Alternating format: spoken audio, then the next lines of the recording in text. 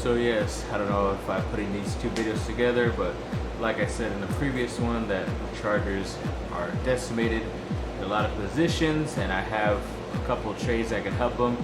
Obviously, I don't have all these picks to do it, but for certain type of players that only need draft picks, or making a big enough trade for certain other players that can help you out that are struggling at other places, could be beneficial for the Chargers, and it's at positions that they need. So right now, first I'm gonna start off with the top ones, and yes, of course, I had to freaking write this shizzle down.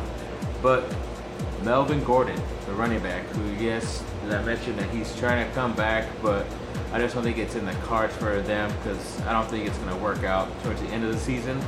So I believe they should trade him to Tampa Bay, which was a destination that came up a while ago.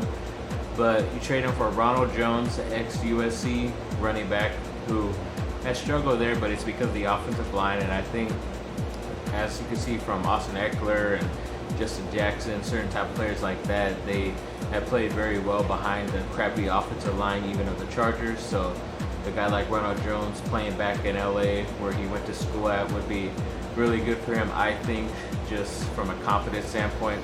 And you'd get a tight end in O.J. Howard, who they drafted in that same draft as well. So he's a second-year guy out of Alabama.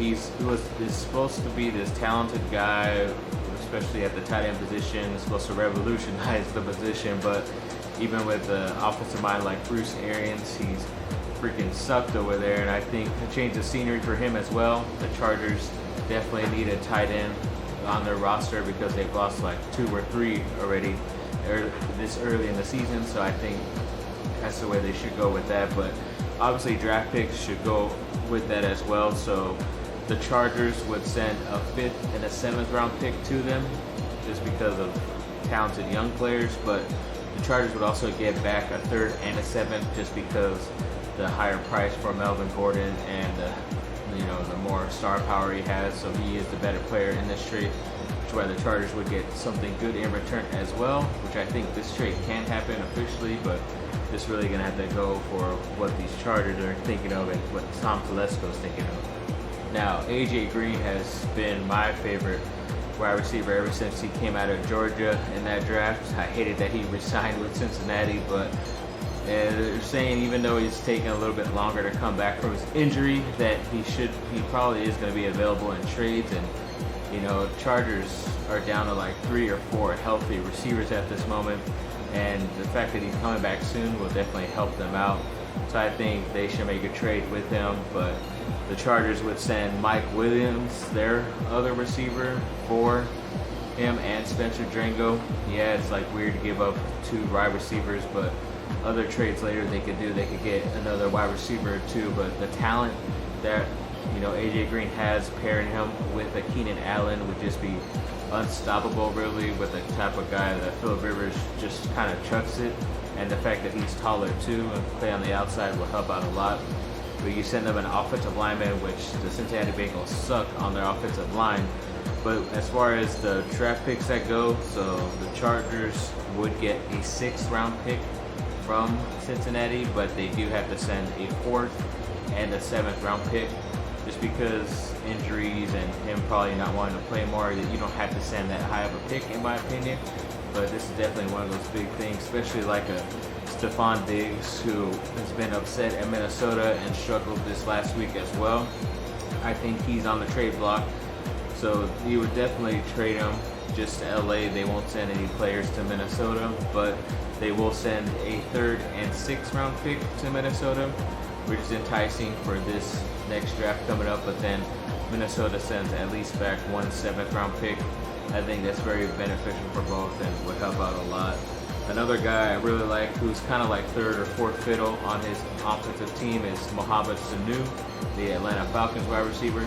I think the Chargers could get him for a 5th round pick, and they will receive back a 7th round pick, which ain't bad as well. Now, Nelson Aguilar, the wide receivers from Philadelphia out of USC, also came on my radar, because a lot of those guys, Jackson and Jeffrey, they're all coming back healthy. So he is going to go back to the 4th, 5th, maybe even 6th option in that offense, which sucks because he can be very good. But I don't know why he resigned there. If they had all those guys, he should flourish somewhere else. I know he wants to win, but why not win when you come back home to USC and LA?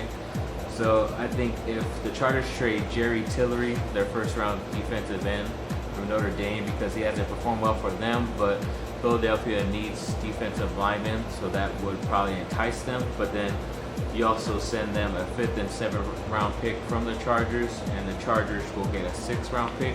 So it's a pretty even trade, in my opinion. I just think that's the way you're gonna have to do this. But yeah, those are the main type of, as far as offensive position type of players that I would want for the Chargers to make trades with that seem fair. And I'm gonna get more to the defensive, and then go on to other cheaper offensive players that they could get with just draft picks.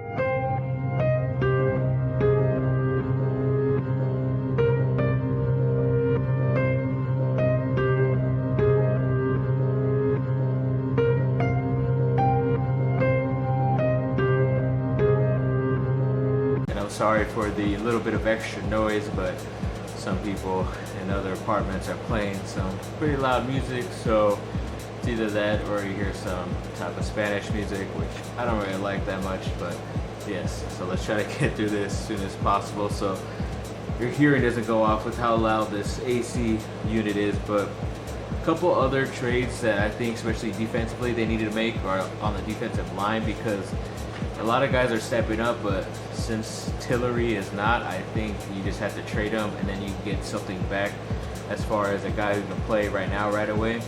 It is tough just because I don't know why somehow I kept going for USC guys, but to me, where they're at and either their contract or even their age as well made them a lot more available, it seems. So I think that's why I kind of did it, but they could also be a difference maker too, in my opinion.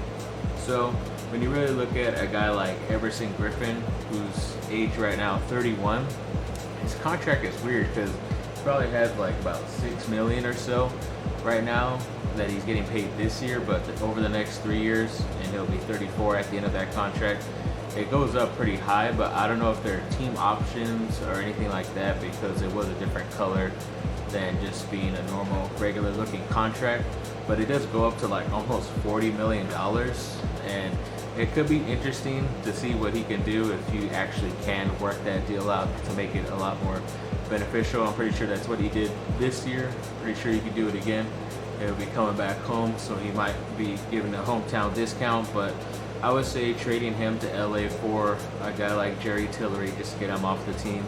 The Chargers would get a 7th round pick back, but they will have to send their 4th and their 7th round pick to them. I think that kind of works out, just to be fair. But yeah, the whole age thing, he was the only guy I was really worried about. But other than that, I could really stick with him because he's a very good, talented player still.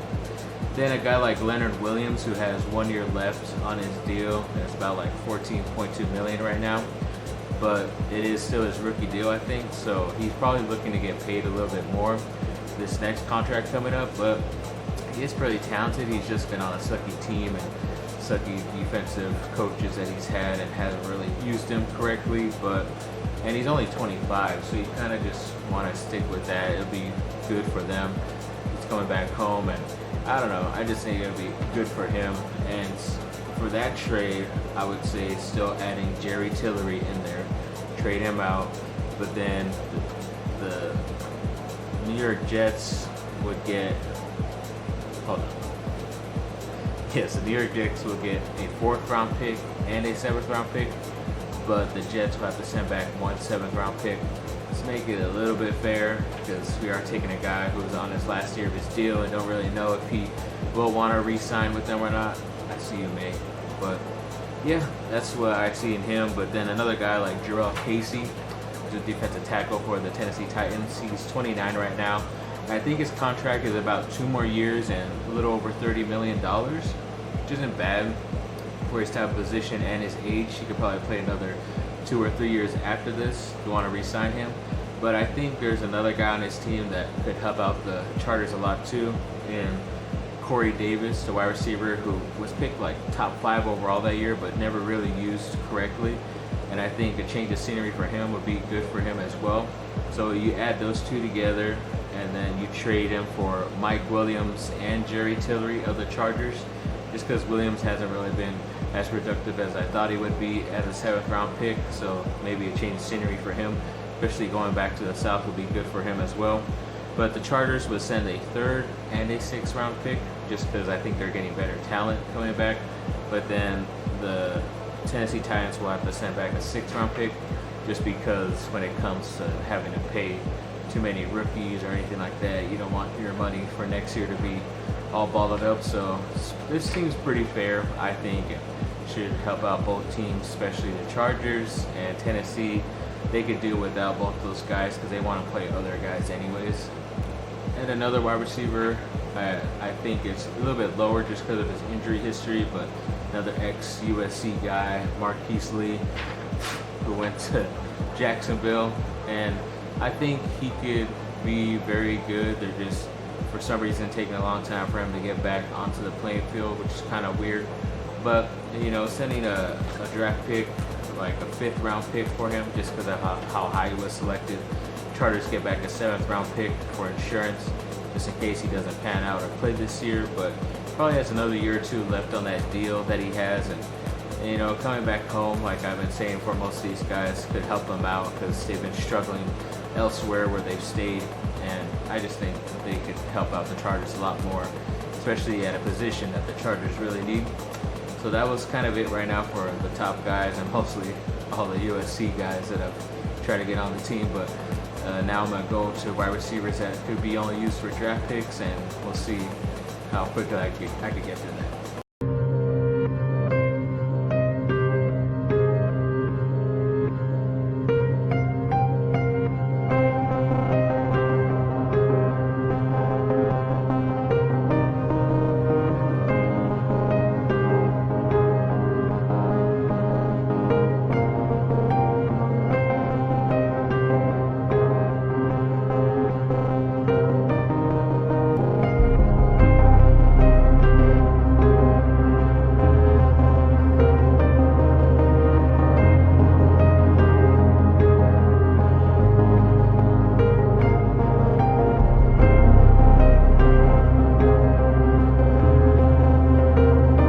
These are pretty much players that I believe the Chargers can get without having to trade another player or that have a draft pick, usually a 6th, 7th round pick, which isn't bad at all. So you only lose 2 picks next year or maybe the year after that, and you get a wide receiver that can help you out now or at least for the next year or 2. And especially when you really have nothing, and if you're bringing up practice squad guys, and yeah, you have belief in them, Anthony Lynn, I understand that, but you know, you have to get some guys with a little bit more talent in there that can help you right at this second. That's what I'm trying to do for the Chargers. They never listen, but here we go. So Deion Kane from the Indianapolis Colts, he probably is like their 6th, 7th option, but he can be a pretty good slot guy or even guy on the outside because he has some speed out of Clemson. And I just think he can do some stuff, and he's been doing little things here and there, getting, you know, pass interference calls for him and everything like that, but they never really have been giving him a chance just because he's behind like the running backs first and the tight ends, and then T.Y. Hilton, obviously the number 1 there. But I think if they just send them a 6th round pick, because they are pretty high on him, he did do pretty good in the preseason, which is how I noticed him this year. But if you send them a 6th round pick, I'm pretty sure they could get him pretty easily. And the 6th round pick, usually a guy you're not going to use on your team the next couple years. Another guy that's pretty interesting in Rashard Higgins, who could be a very talented like number 2 guy on any team, but because he's in Cleveland and the top players they have there, he's another guy who's probably like the 4th, if he's lucky, but most likely 5th, 6th, 7th option at times at wide receiver, especially because he's behind, once again, the running backs and tight end as well. But he's a guy who another guy they really like a lot and want to keep him on the team. But if you throw a 5th round pick at them, and they could probably send you him and a 7th round pick, because they know he's just a guy that they're not really going to use. But if they send another pick back with him and you just give him a 5th round pick, it should help out the Chargers a lot, because he's a pretty talented guy. A guy who I think can also be a second or third type of wide receiver on any team. Then a couple guys from the Chicago Bears, Javon Wims and Tanner Gentry, guys who look pretty good. This, once again, they're lower on the depth chart and you can get them pretty cheap. Javon Wims, I think you'd have to probably give up a 6th-round pick because they kind of like him too a lot, but other than that, they'd give him up for a 6th-round pick, I think. And then Tanner Gentry, who I really liked in college when he was playing with Josh Allen, who's now the quarterback of the Buffalo Bills at Wyoming. He was like his #1 target, and even though he's a little short, bit short guy, he could still get open, still make plays, still make a lot of touchdowns, and he could play the slot for any team, I think. But for some reason, he's only been on their practice squad just because of all the guys they think are as good or better than him that are there, but I don't think they are. But a 7th-round pick could easily go there, and you get him back and to get him on your team, play right away, and definitely see the type of specialness that he has that no one else could really see right now. But a couple of guys, like a TJ Jones, who's an ex-Notre Dame guy, who was really good in college but just hasn't really clicked in the NFL. But I think there's still some talent there. He's on the 2nd team, I believe. And I think if you give the Giants a 7th-round pick, they'll part ways with them just because, yeah, they're going through a lot of injuries right now, but I think whenever all those guys come back, they're going to probably want to get rid of him anyways. But then 2 guys from Seattle, Gary Jennings Jr. and John Ursua. I'm not 100% sure if Gary Jennings Jr. is still there. I thought he got released, but he might be on the practice squad. I don't know. But both guys who I really liked coming out of college this year, but they obviously got drafted or decided to sign up there. But they're not being used at all. Once again, they're probably like 5th, 6th, 7th, or 8th options out there.